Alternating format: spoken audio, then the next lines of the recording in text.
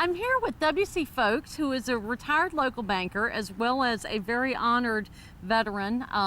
You have retired from the military, is that correct? Yes, sure have. And Army. your rank is? Lieutenant Colonel. So I want to first of all say thank you so much for your service to this country.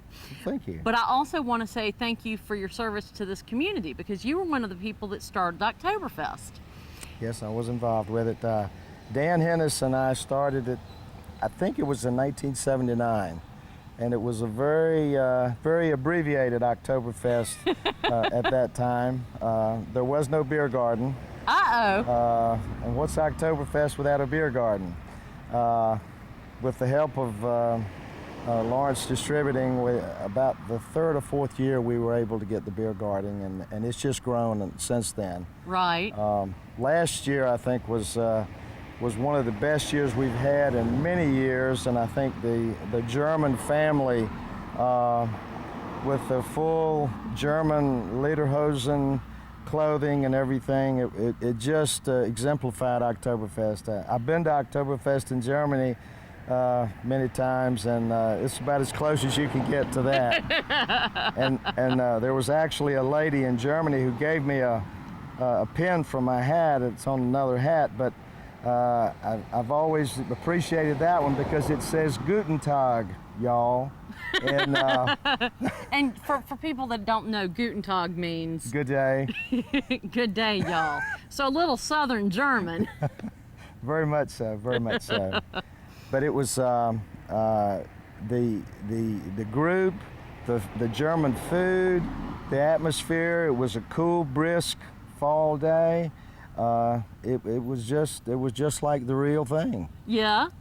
And at Oktoberfest in Germany, what all do they do besides drink beer? Do they have vendors that come out, or? It is like a massive county fair. There is rides, children's events to occupy the children.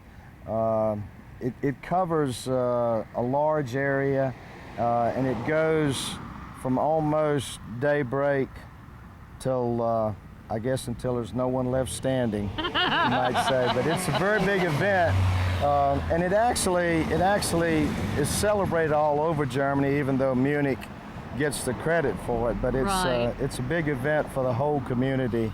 But you think we're doing a pretty good job of making our own Oktoberfest that's true to the original? Oh yeah, I think as good as you can get, probably. I think the group last year, they played the German music, the German dancers. They had music where you could actually purchase yourself, and I tend to play it off and on all year long because I really do enjoy the music.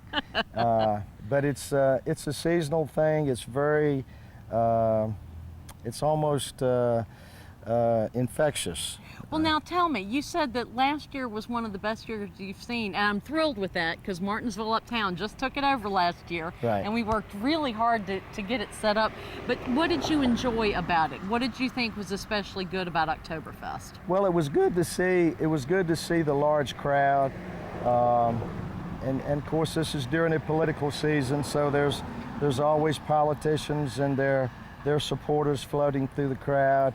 But there was more individual churches and social groups that were selling their wares, whether it be crafts or foods, and you have a lot of that in Germany as well. And then just of course the beer garden.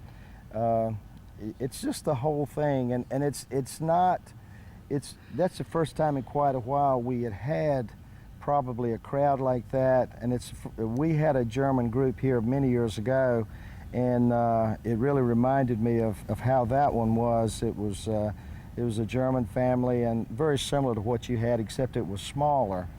But yeah, that group was a whopper. 32 musicians and dancers. It was a great size group, and they intermingled with the people in the community and out in the area there.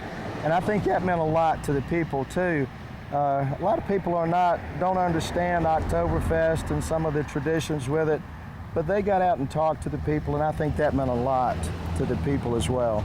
Well, I appreciate you having taken part in the history of Oktoberfest, and I'm glad you came out last year, and I hope we'll see you on October 6th. That you will. Thank you so much. Thank you, WC. Thank you.